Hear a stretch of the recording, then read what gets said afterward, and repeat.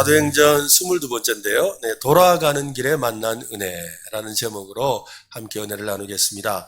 이 사마리아에서 이 전도하던 빌립에게 성령님께서 애굽으로 내려가는 광야 길로 가라고 말씀하셨습니다. 이 광야 길로 가라는 이 성령님의 그 명령을 따르는 것은 보통 일이 아닙니다. 빌립이 가야 하는 곳이 어디인지를 알면 더욱 우리가 실감할 수가 있는데요. 예루살렘에서 가사로 내려가는 광야길입니다. 이 가사는 예루살렘 서쪽에 한 70km 지점에 있는 애굽으로 가는 길목에 있는 해안 도시입니다. 조금 전까지 예루살렘 위쪽에 있는 이 사마리아 성에 있었는데 갑자기 저 아래로 가라고 하신 거지요. 어떤 위험이 도사리고 있을지 알 수 없는 길입니다. 사람들이 운집해 있는 사마리아 성과 달리 광야는 특별히 여행객 외에는 사람들을 만나기 어려운 곳입니다. 그런 험난한 길, 이 광야의 길로 가라는 말씀은 언뜻 이해되지 않습니다. 때때로 하나님은 전혀 예상치 못한 곳으로 가라고 하시거나 생각지도 못한 일을 명하실 때가 있습니다. 거기다가 남쪽으로 향하여 정오쯤이라는 이 표현은 상당한 순종이 필요한 상황임을 짐작하게 합니다.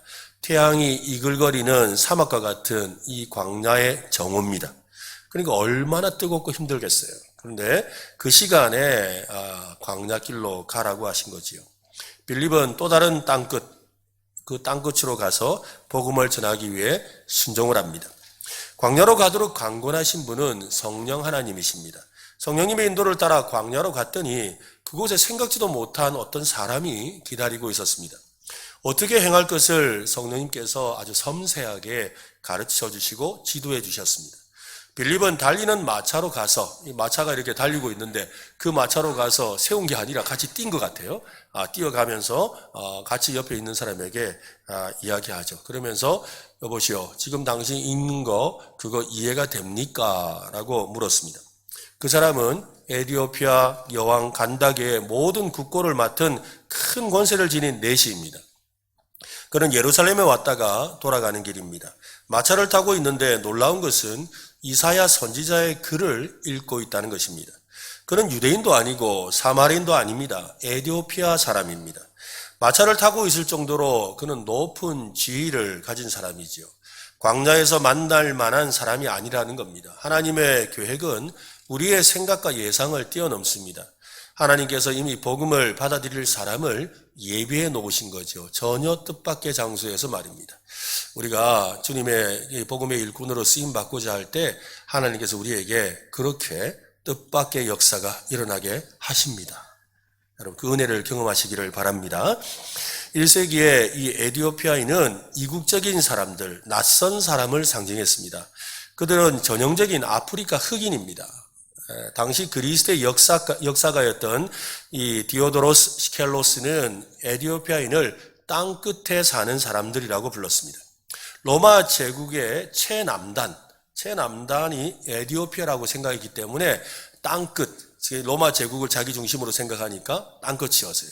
이 아프리카 에디오피아는 오늘날 이 이집트에서 밑에 있는 아프리카 중앙에 있는 이런 중부 지역에 있는 그런 수단이라는 나라를 의미한다고 합니다. 그러니까 굉장히 먼 곳이지요. 예수님이 말씀하신 또 다른 남쪽 끝, 그죠? 남쪽 끝이 바로 에디오피아였던 것입니다. 마차를 타고 가며 책을 읽는다는 것은 그가 교육을 받았고 부자라는 말입니다. 내시는 에디오피아 여왕 간다게의 국고를 맡은 우리로 치면 재정부 장관이지요. 굉장한 거죠. 이국적인 외국인에다가 신분이 높고 재물도 많은 사람입니다. 에디오피아에서 예루살렘까지 거리는 수개월을 걸리는 긴 여행입니다. 비교적 편안하게 마차를 타고 여행할 수는 있었고 또 아주 긴 여행을 할 만큼 여유도 있는 사람입니다. 그런 대단한 사람이 왜 예루살렘까지 여행을 했을까요? 오늘 보면 27절은 그 이유를 말합니다. 같이 한번 읽어보겠습니다. 일어나 가서 보니 에디오피아 사람 곧 에디오피아 여왕 간다게의 모든 국고를 맡은 관리인 내시가 예배하러 예루살렘에 왔다가 왜 왔다고요?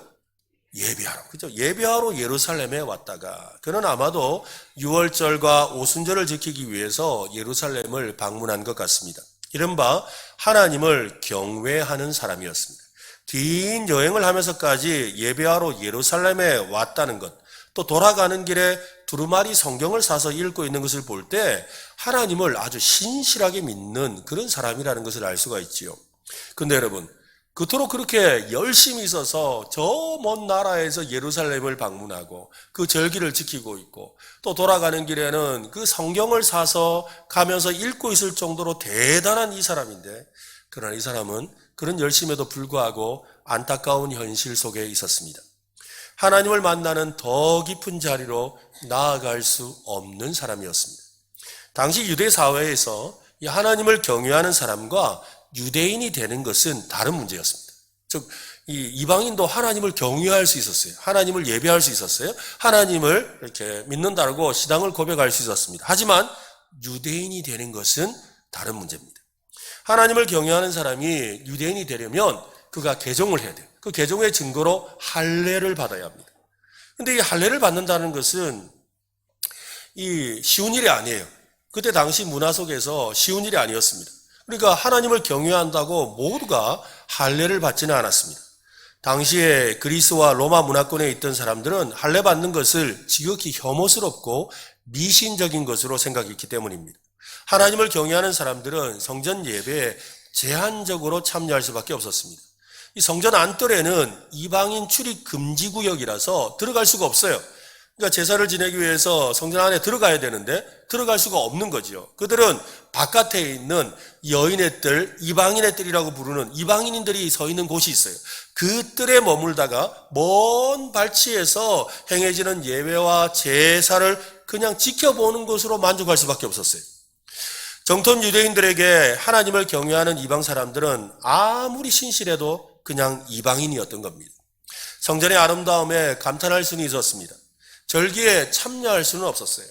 제사 비용을 내고 양이나 염소, 소를 바칠 수는 있었어요. 그러나 그 소나 염소를 끌고 가서 그 제단 앞에 바쳐지는 걸 눈앞에 볼 수는 없는 사람이었다는 것입니다. 우리가 흔히 예배에 대해서 의미를 생각할 때 예배를 입맞춤이라고 표현합니다. 존경하고 경배해야 할 그 대상에게 예의를 갖추어서 그의 손이나 또 얼굴이나 또 발에다가 입을 맞추는 그것을 경배, 예배라고 하거든요. 그런 점에서 본다면 이 에티오피아 내시는 하나님을 만나지도 경험하지도 못한 예배를 드리고 돌아가고 있는 거지요. 성전에 이방인의 뜰만 밟고 돌아가고 있습니다. 흔히들 우리 그러잖아요, 그죠? 예배당 뜰만 밟고 간다. 제대로 은혜 받지 않고 가는 사람을 표현하는 표현이지요. 예루살렘에 다녀간 것처럼 만족할 수밖에 없어요. 다녀간 것으로밖에 만족할 수 없는 사람이었어요. 그 먼 길을 와서는 성전 뜰만 밟고 돌아가고 있습니다. 어쩌면 선지자 이사야의 글이 적힌 두루마리를 읽고 있는 것도 아마 그의 마음에 있는 실망과 허전함을 애써 삭히려는 그런 마음이었는지도 모릅니다. 하나님은 그런 글을 그냥 내버려 두지 않으셨습니다. 하나님의 얼굴을 아련하지 못하고 돌아가는 에티오피아 내시를 모른 척하지 않으셨습니다. 하나님은 전도자 빌립을 보내어 특별한 은혜를 주셨습니다. 하나님은 자기를 찾는 사람을 그냥 돌려보내지 않습니다. 한번 해볼까요? 하나님은 절대로 그냥 돌려보내지 않는다. 오늘 여기 오신 여러분 그냥 돌아가지 않을 줄로 믿으시길 바랍니다. 하나님이 반드시 여러분을 만나주시기를 간절히 바랍니다. 하나님은 그런 분이세요.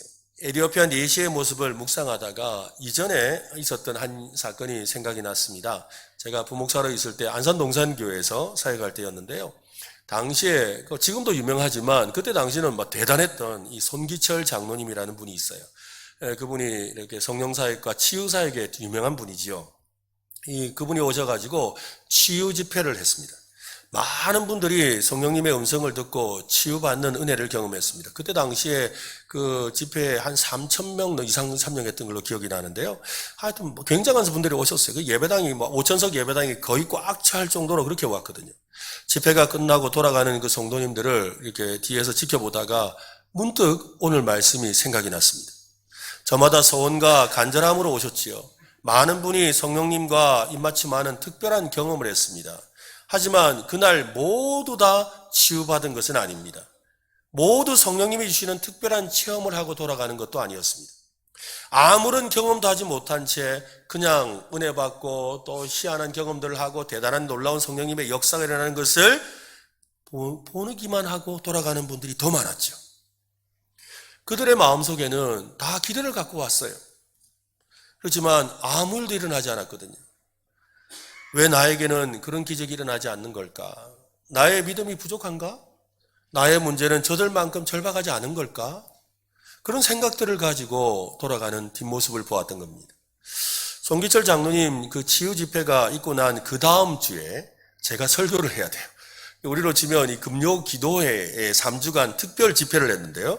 3주간 집회를 하면서 첫째 주도 유명한 강사님이 오시고 두 번째는 이제 점점 이렇게 해서 두 번째 주에는 송기철 장로님이 오셔가 대단한 집회를 했어요. 그리고 세 번째 제가 설교를 해야 돼요. 제가 그만큼 대단하다는 건 아니에요. 그때 아무도 안 하려고 해가지고. 왜냐하면 그 대단한 강사가 오시고 난 다음 주에 누가 설교하고 싶겠습니까? 비교가 되는데. 그러니까 아무도 안 하려고 그래서 이창훈 네가 해라. 그래가지고 어쩔 수 없이 제가 하게 된 거예요. 그러니까 걱정이 보통 걱정이 아니죠. 그러면서 그 치유 집회에 참석하고 돌아가는 성도님들을 보는데 오늘 말씀을 이렇게 주시더라고요. 이 사도행전 8장에는 이 말씀을 주시더라고요. 그때 이 말씀을 가지고 설교를 했는데 제목도 오늘과 똑같아요. 돌아가는 길에 만난 은혜. 그토록 경험하고 싶고 만나고 싶고 입맞추는 영적인 경험을 하고 싶었지만 아무런 경험도 없이 돌아가야 했던 그 성도들에게 에티오피아의 4시의 이야기를 들려주고 싶었던 겁니다. 오늘 우리도 우리 돌아가는 길에 주님의 은혜를 만나면 참 좋겠습니다. 그거는 성전에서 소외된 것이 아닙니다. 성전에서만 소외된 것이 아닙니다. 그토록 놀라운 오순절 성령 강림의 그 역사와 예수 복음 운동으로 떠들썩했던 예루살렘의 그 영적인 현장에서도 소외되었지요. 그가 지금 조금 전까지 있었던 그 예루살렘에 어떤 일이 있었습니까? 엄청난 예수 운동이 일어나서 뭐 수천 명이 예수 믿고 막 놀라운 기적의 역사들이 일어나고 또 그 가운데서 또 핍박받고 스데반이 순교하고 하는 이 뭐 엄청난 사건들이 일어나는 그 현장에 있었거든요. 근데 그는 예수를 몰라요. 무슨 일이 있었는지 잘 알지를 못해요. 만약 그가 빌립을 만나지 않았다면 그는 정말 은혜 밖의 사람으로 끝나야 했습니다. 오늘 우리 하나님은 에티오피아 4시를 찾아내셨듯이 여러분을 찾아내십니다. 아무도 그냥 돌아가지 않도록 반드시 찾아내십니다. 전도자 빌립을 보내어 깊은 영적인 체험의 자리, 참된 은혜의 자리로 인도해 주실 줄로 믿습니다. 그저 남들 다 받는 기도 응답을 받지 못했다고 또 남들 다 경험하는 영적인 체험이나 은혜를 받지 못했다고 마음이 힘들고 서운한 분이 있습니까? 여러분의 믿음을 우리 주님이 알고 계십니다. 그 믿음에 반드시 응답을 주시고 만나 주시고 체험하게 해주실 줄로 믿으시기를 바랍니다. 에티오피아 내시는 진짜 믿음이 좋은 사람입니다. 사람들의 시선이나 사람들의 평가나 편견에 아랑곳하지 않았습니다. 오직 하나님만 바라보고 왔습니다. 마음 한구석에 섭섭함이나 낙심이 있을 법도 한데 전혀 그런 기색이 보이지 않습니다. 오히려 더 열심을 냅니다. 이사야 말씀이 기록된 성경 두루마리 성경을 아주 비싼 값에 샀어요. 그건 아무나 살 수 있는 책이 아니에요. 그가 굉장히 부자였기 때문에 살 수 있었어요. 그 먼 귀향길에 길동무 삼아서 마차를 타면서 여러분 성경을 읽는 거 쉬운 일 아닙니다. 우리도 차 안에서 책 읽으려면 얼마나 힘들어요. 그런데 쿠션도 없는 그 마차에서 덜컹덜컹 하면서 그 성경을 읽고 있다는 거 보통 정성이 아니지요. 감히 꿈도 꿀 수 없을 만한 그런 열심과 열정을 가진 거예요. 그토록 대단한 열정과 믿음에도 불구하고 하나님의 말씀을 제대로 깨달을 수가 없었어요. 우리가 이사야서를 읽을 때 느끼는 것처럼 그도 굉장히 어렵다고 생각했습니다. 600년 전에 기록된 이사야 선지자의 예언이 어떤 의미가 있는지 도무지 이해할 수가 없었습니다. 성령님은 전도자 빌립을 에티오피아 내시에게로 인도하셨죠. 그리고 그 내시가 성경을 소리내어 읽고 있으니까 그 소리가 들리는 거예요. 그래서 그 소리를 들으면서 아마도 이 광경을 생각해보면 마차를 타고 이렇게 가고 있고 뒤에 앉아서 성경을 소리내어 읽고 있는데 내시는 이 빌립이 어떻게 하는 거야? 같이 뛰면서 저기요 그거 무슨 내용인지 아세요? 마세요? 이렇게 묻는 거예요. 그러니까 이 내시가 이렇게 말을 하는 거죠. 30절 말씀을 한번 보세요. 같이 읽어봅시다. 시작. 빌립이 달려가서 선지자 이사야의 글을 읽는 것을 듣고 말하되 읽는 것을 깨닫느냐? 지금 읽는 내용이 이해가 됩니까? 라고 물었어요. 그러니까 이 내시가 하는 말이 뭐냐면 지도해주는 사람이 없는데, 가르쳐주는 사람이 없는데 그걸 내가 어떻게 알겠습니까? 이러는 거예요. 이해하지 못하면서도 읽고 있다는 말이죠. 왜 그럴까요? 그만큼 하나님을 사모하는 거예요. 그만큼 은혜를 사모하는 거예요. 무슨 내용인지도 모르겠는데 하여튼 읽어야 될 것 같아요. 그걸 읽고 있는 거죠. 근데 자기에게 성경을 가르쳐주는 사람이 없기 때문이라고 합니다. 이해하지 못하는 성경을 그만큼 간절한 마음으로 읽고 있었습니다. 하나님을 만나고 싶고 하나님을 알고 싶고 그만큼 입맞춤하고 싶은 간절함이 있었던 거지요. 우리도 에디오피아 내시처럼 그런 하나님을 향한 간절함이 넘쳐나시기를 바랍니다. 사슴이 시냇물을 찾기에 갈급한 같이 주를 찾기에 갈급한 오늘 저와 여러분 되시기를 바랍니다. 하나님은 그런 갈급함을 가진 사람을 그냥 내버려 두지 않습니다. 지혜와 계시의 영이시고 모든 성경의 기록자이신 성령님께서 반드시 깨닫게 하시고 은혜를 주십니다. 내시는 빌립을 이 마차에 태웠습니다. 거네발은 이 두루마리를 보니까요, 이런 구절이 적혀 있는 거죠. 32절과 33절 한번 보세요. 읽는 성경 구절은 이것이니 일러스되 그가 도살자에게로 가는 양과 같이 끌려갔고 털 깎는 자 앞에 있는 어린 양이 조용함과 같이 그의 입을 열지 아니하였도다. 그가 굴욕을 당했을 때 공정한 재판도 받지 못하였으니 누가 그의 세대를 말하리요. 그의 생명이 땅에서 빼앗김이로다 하였거늘. 여러분, 이 말씀이 어디 있는 말씀이었죠? 이사야의 두루마리잖아요. 그죠? 이사야 말씀 중에 몇 장인지 아세요? 우리가 흔히들 아실 거예요.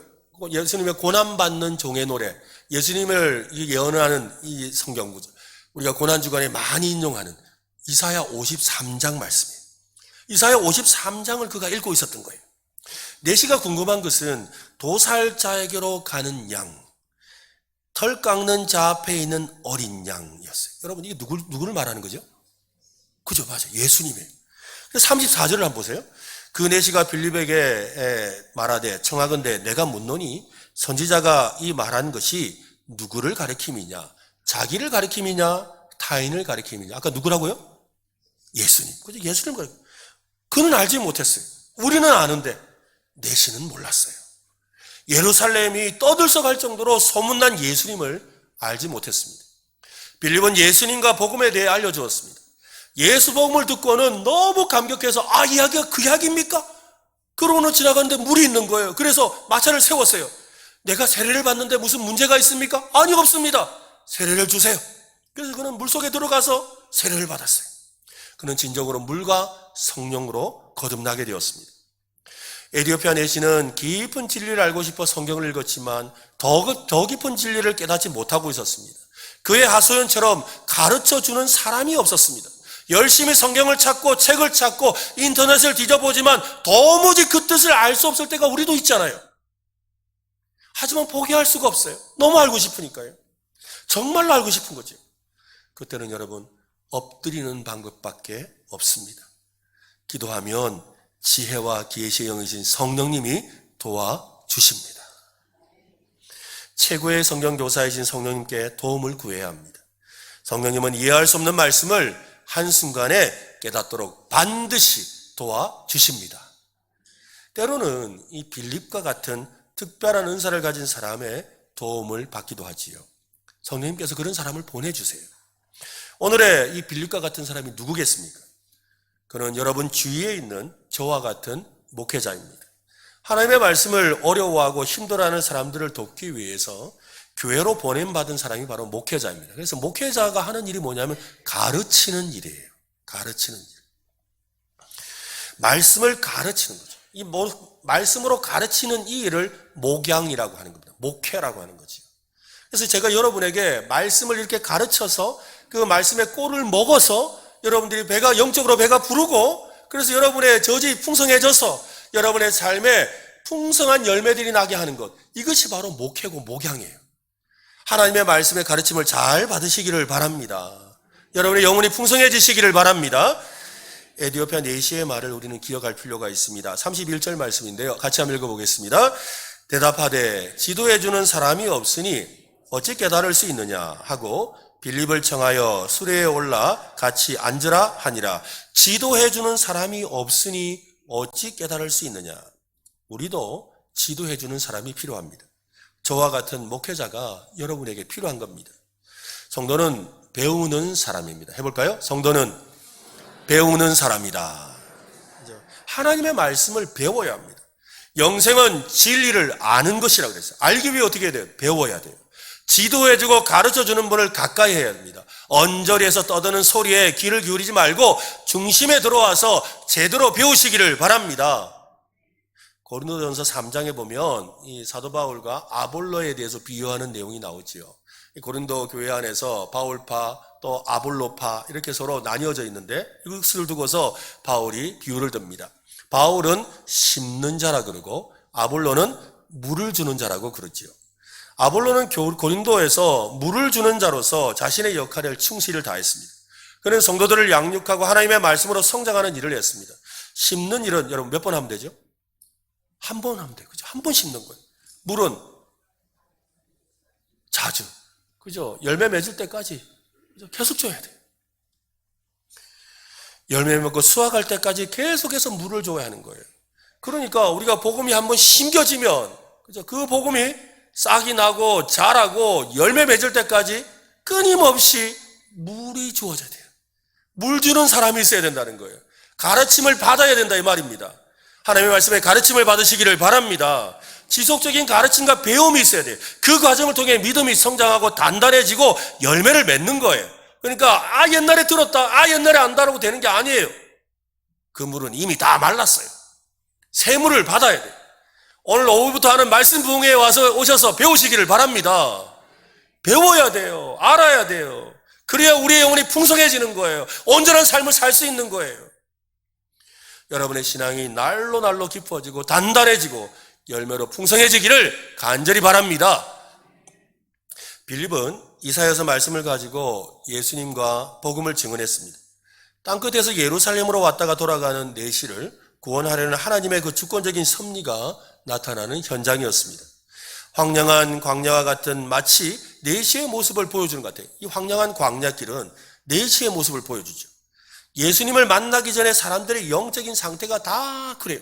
영적으로 메말라 있고 또한 완전히 허기져 있고 또 어떻게 될지 모르는 척박한 땅과 같은 것이 바로 세상 사람들이에요. 하지만 예수 복음을 듣고 나면 물된 동산이 됩니다. 마르지 않는 샘이 되는 거죠. 저는 이 말씀을 참 좋아하는데요. 예레미야 17장에 보면 이런 말씀이 있어요. 그는 사막의 떨기나무 같아서 예수를 믿기 전의 상태예요. 예수를 믿기 전의 상태는 그는 사막의 떨기나무 같아서 좋은 일이 오는 것을 보지 못하고 광야, 간조한 땅, 건건한 땅, 사람이 살지 않는 땅에 살리라. 예수 믿지 않는 사람들의 영적인 상태가 그렇다는 거예요. 피폐해서, 영적으로 피폐해서 마른 광야와 같은 그냥 허벌판에 그냥 이렇게 겨우 살아있는 떨기나무 같은 그런 존재라는 거예요. 죽지 못해 살고 있는 존재인 거죠. 그러나 물은 여호와를 의지하며 여호와를 의뢰하는 그 사람은 복을 받을 것이라. 8절 같이 한번 읽어보겠습니다. 시작. 그는 물가에 심어진 나무가 그 뿌리를 강변에 뻗치고 더위가 올지라도 두려워하지 아니하며 그 입이 청청하며 가무는 해에도 걱정이 없고 결실이 그치지 아니함 같으리라. 그렇습니다. 하나님을 알지 못하고 예수님을 알지 못하는 때는 광야에 심겨진 떨기나무 같았어요. 그런 그를 우리가 예수 그리스도를 믿음으로 말미암아 우리를 뽑아서 주의 물된 동산에 갇혀 놓으니까 우리의 심령이 달라졌어요. 그 잎이 청청하고 가무는 해에도 걱정이 없고 결실이 그치지 않는 삶으로 변화되었는 줄로 믿으시기를 바랍니다. 여러분, 내시의 입장이 되어서 한번 생각해 보세요. 얼마나 기뻤을까요? 얼마나 기뻤을까요? 그 놀라움을 어떻게 표현할 수가 있겠습니까? 말할 수 없는 감격에 휩싸였습니다. 아무와도 춤을 추고 이리저리 뛰면서 하나님을 찬양했을 겁니다. 예수님의 십자가의 은혜에 눈물 콧물 흘리지 않았을까요? 평생 잊을 수 없는 감동의 도가니죠. 아니 나 같은 게 뭐라고? 나 같은 게 뭐라고? 아니 나에게 왜 이 사람이 찾아온 거야? 하나님이 왜 이 사람을 보낸 거야? 그리고 나를 예수를 알게 했어. 예수를 믿게 해서. 그리고 내가 이 놀라운 일을 경험했다고? 얼마나 감격했을까요? 감격 안 하면 이상한 거죠. 그는 다시 마차에 올라타서 이사야 말씀을 펼칩니다. 이제 달라졌죠. 이전에는 읽어도 무슨 말인지 전혀 몰랐는데 이제는 모든 것이 예수님을 중심으로 이해되고 해석되기 시작하는 거예요. 근데 여러분, 하나님은 플러스 알파이세요. 해볼까요? 플러스 알파. 뭐냐면 원래 주는 데서 플러스 알파 더 주신다 이 말이에요. 하나님은 더 주시는 분이세요. 지금 받은 은혜로도 충분할 것 같은데 하나님의 생각은 달랐습니다. 지금 받은 은혜보다 더 크고 놀라운 은혜가 기다리고 있었습니다. 어떤 은혜일까요? 우리는 예시가 깨닫지 못해서 답답해했던 이사야 53장으로 좀 갈 필요가 있습니다. 여러분 성경 갖고 계시면 다 한번 펴보세요. 이사야 53장을 한번 펴보세요. 구약성경 1033페이지에 있습니다. 이사야 53장. 이사야 53장이 바로 조금 전에 읽었던 그 내용이에요. 그래서 그가 찔림은 우리의 허물 때문이요 그가 상함은 우리의 죄악 때문이라. 그가 징계를 받음으로 예수님의 이야기, 우리는 다 양 같아서 그릇 행하여 각기 제 길로 갔거늘. 예수 그리스도에 대한 내용이 나오죠. 그리고 54장으로 그는 읽습니다. 54장을 읽으면서 그가 은혜를 받지요. 그러면서 여호와께서 너를 부르시되 라면서 하나님께서 부르셨다는 걸 알게 되었어요. 55장으로 갑니다. 55장에 갔더니 너희 목마른 자들아 물로 나오라, 돈 없는 자도 와라 하면서 막 은혜를 주시겠다고 그래요. 그러면서 뒤로 가니까 뭐예요? 여호와를 만날 만한 때 만나라, 가까이 계실 때 부르라 하면서 하나님께서 그를 부르셨다는 걸 알게 되었어요. 그리고 56장에 딱 이르러요. 56장을 읽다가 더 이상 읽을 수가 없었어요. 도무지 읽을 수가 없었어요. 왜냐하면 눈물이 앞을 가려서 읽을 수가 없어요. 북받쳐 오르는 감정을 주체할 수가 없었습니다. 그냥 입에서는 그냥 감사합니다, 감사합니다, 할렐루야, 할렐루야, 아멘, 아멘, 아멘 이거밖에 나올 수가 없었어요. 왜냐고요? 4절부터 한번 보세요. 4절부터. 여호와께서 이와 같이 말씀하시기를 나의 안식일을 지키며 내가 기뻐하는 일을 선택하며 나의 언약을 굳게 잡는 누구? 고자들. 고자가 누구예요? 내시예요, 여러분. 이 말씀을 600년 전에 말씀하셨는데 지금 내시를 향해서 하고 있는 말이에요. 성경에 내가 나오는 거예요. 내가 나오는 거예요. 내가 내 집에서 내 성 안에서 아들이나 딸보다 나은 기념물과 이름들을 그에게 주며 그는 성전에 들어가지도 못했어요. 근데 이제는 성전에 들어가게 해주시겠다는 거예요. 영원한 이름을 주어 끊어지지 아니하게 할 것이며 또 여호와와 연합하여 그를 섬기며 여호와의 이름을 사랑하며 그의 종이 되며 안식일을 지켜 더럽히지 아니하며 나의 언약을 굳게 지키는 누구예요? 바로 내시예요. 내가 곧 그들을 나의 성산으로 인도하여 기도하는 내 집에서 그들을 기쁘게 할 것이며 그들의 번제와 희생을 나의 제단에서 기꺼이 받게 되리니 이는 내 집은 같이 읽을까요? 만민이 기도하는 집이라. 누구의 말씀이라고요? 내시를 향한 말씀이에요. 설교를 준비하면서 이 말씀을 읽는데 머리가 쭈뼛쭈뼛 서는 것 같아요. 제가 그런 기분인데 당사자인 내시는 어떻겠습니까? 내가 기뻐하는 일을 선택하며 나의 언약을 굳게 잡은 고자들에게는 에디오피아 내시가 바로 고자잖아요. 하나님이 600년을 기다려온 그 고자가 바로 자기 자신임을 알게 된 거예요. 그를 위해 하나님이 이사야 성경을 사서 읽게 하시고 전도자 빌립을 보내어 예수 복음을 듣게 하시고 세례를 받게 하시고 하나님의 거룩한 백성 삼아주셔서 하나님의 자녀 삼아주셔서 그 말씀이 나를 위한 말씀인 것을 알게 해주신 거예요. 이 놀라운 은혜가 바로 오늘 저와 여러분에게 주어진 겁니다. 중앙아시아에 가면 카자흐스탄이라는 나라가 있습니다. 탄탄탄이라는 나라들이 있죠. 뭐 우즈베키스탄, 키르기즈스탄, 뭐 여러 가지 탄탄탄이 있는데 그 중에 카자흐스탄이라는 나라가 있어요. 그곳에서 이 실크로드 페스티벌이라는 아주 큰 집회가 열렸습니다. 저는 당시에 이 성령님의 능력을 간절히 사모하고 또 뜨겁게 기도하고 있었던 터라 그곳에서 아주 큰 성령 사역 집회가 있다는 소리를 듣고 한달음에 그곳을 갔죠. 그래서 그곳에 갔을 때 뭐 세계적으로 유명한 그런 성령 사역자들이 오셔서 말씀을 전했습니다. 이 설교가 끝난 뒤에 이 목회자들에게 이 강단으로 올라오라 그래서 기도를 해주는 그런 시간이 있었습니다.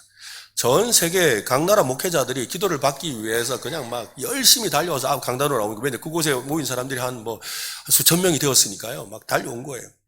저도 이 성령님의 기름 부음을 받고 싶어서 막 강단으로 달려갔습니다. 그때 저랑 같이 갔던 세 분이 있었는데요. 쳐서 세 사람이었는데요.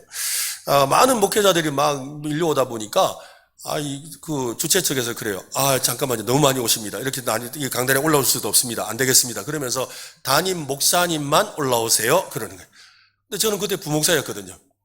근데 담임 목사님만 올라 그러는데 마음에 나 아닌데 하고 돌아가려니까 너무 아까운 거예요. 왜냐면 어떻게 해서 간 곳인데.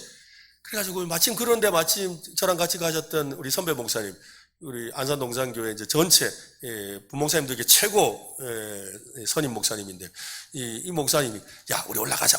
그래 둘이서 같이 올라갔어요. 마침 세 사람이 갔는데 일단 둘이가 막 올라가서 그러면서 이 목사님이 그러는 거예요. 나는 이 큰 교회에 10,000명 넘는 교회에 수석 부목사니까 웬만한 교회 담임 목사급이다 하고 올라간다 하는 거예요.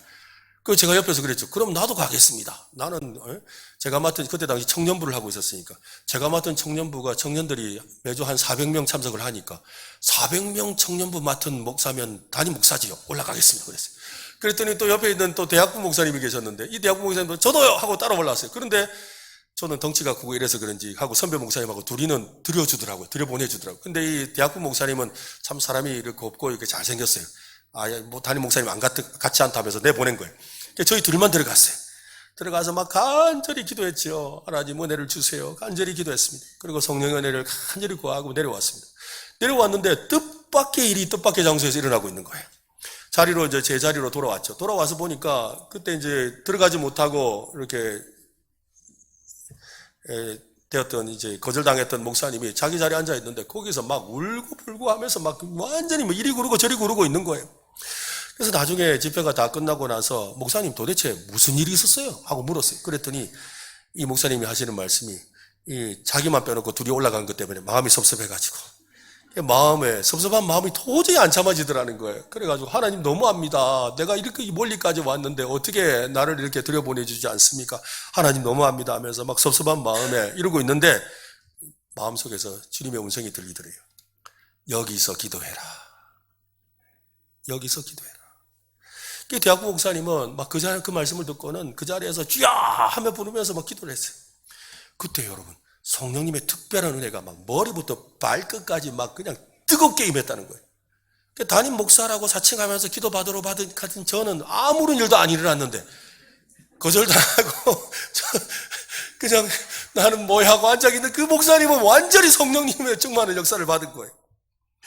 여러분 하나님은 반드시 찾아오세요. 찾아내세요. 이 에티오피아 내시를 찾아내신 것처럼 아까 그 대학부 목사님을 찾아내신 것처럼 하나님은 사람을 보내든 성령님을 직접 보내시든 어떤 방법으로든 만나 주십니다. 하나님의 사람이 되어 어디든 성령님이 이끄시는 대로 달려가는 빌립이 되시기를 바랍니다. 그래서 오늘 우리가 빌립과 같은 사람이 필요해요. 우리가 전도 집회를 앞두고 우리가 빌립처럼 주님이 이끄시는 대로 달려가면 주님이 예비해 놓으신 사람을 만나게 하실 줄로 믿습니다. 뿐만 아니라 하나님을 향한 그 갈망을 포기하지 않는 그 에티오피아 내시처럼 우리의 마음속에 은근히 그런 게 있어요. 해봤는데 안 되더라. 또 이번에 부흥회 하는데 부흥회 맨날 하는 거고 옛날에 가봤는데 별거 없더라. 그죠? 맞아. 우린 다 그런 마음들이 있어요. 여러분 돌아가는 길에라도 오늘 오후부터 시작하는 말씀 부흥회를 통해서라도 하나님은 여러분에게 은혜를 주십니다. 하나님을 만나시기 바랍니다. 하나님은 여러분을 찾아내시고 은혜를 주십니다. 그 하나님의 은혜로 충만하시기를 예수님의 이름으로 축원합니다.